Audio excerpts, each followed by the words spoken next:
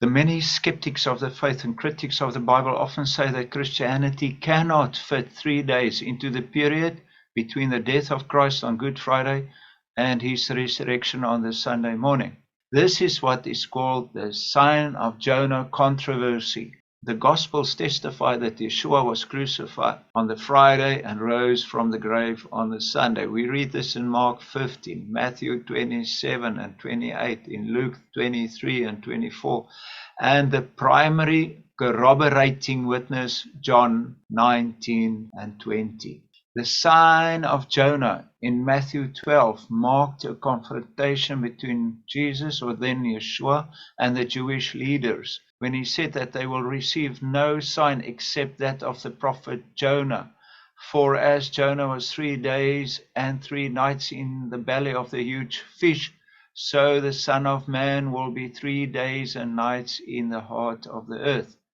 On the Sunday morning, the first day of the week, we read in Luke 24 how 2 angels appeared to the women and asked them, "Why are you looking for the living among the dead? He is not here, he has risen. Remember how he told you while he was still in Galilee, the Son of Man must be delivered into the hands of sinful men, be crucified, and on the 3rd day rise again." Then they remembered his words.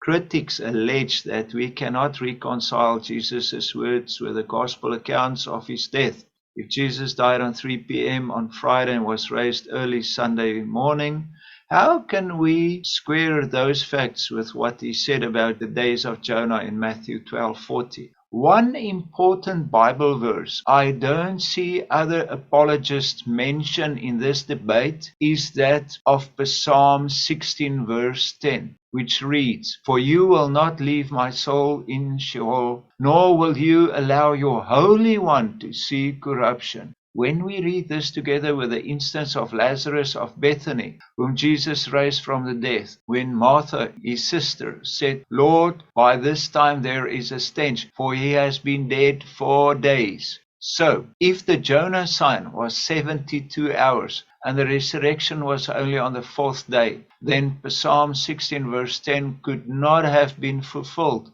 and that would fly against all of Scripture. For some say up to 40 prophecies were fulfilled to the letter by Yeshua during his ministry on earth. For example, while he was on the cross, the last 2 prophecies regarding the Messiah he fulfilled was when he, in John 19 verse 28, said, "He is thirsty," and they gave him some sour wine. He ensured that Psalm 69 verse 22 was fulfilled. Then, in verse 30, he gave up his spirit. Thereby, as the Passover lamb, he avoided that his legs were to be broken with those of the 2 other crucified men, in order to take them from the cross before the Sabbath started at sunset.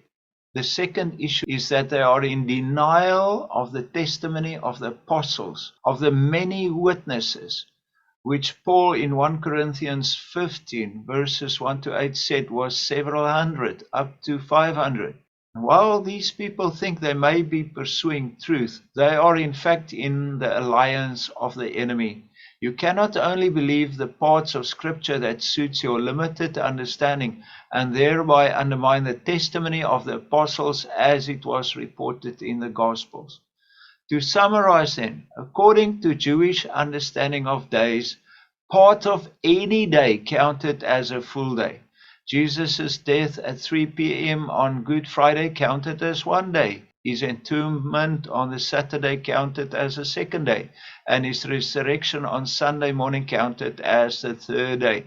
So those 36 hours made up 3 days in Jewish reckoning. Therefore, Jesus' prophecy in Matthew 12:40 and the fact of his crucifixion, burial, and resurrection are not at odds, but simply reflect the common way of understanding days in the 1st century. So remember, as we celebrate another Resurrection Sunday, that the grave is empty. Be strong in your faith. Do not let the enemy steal your salvation. Shalom.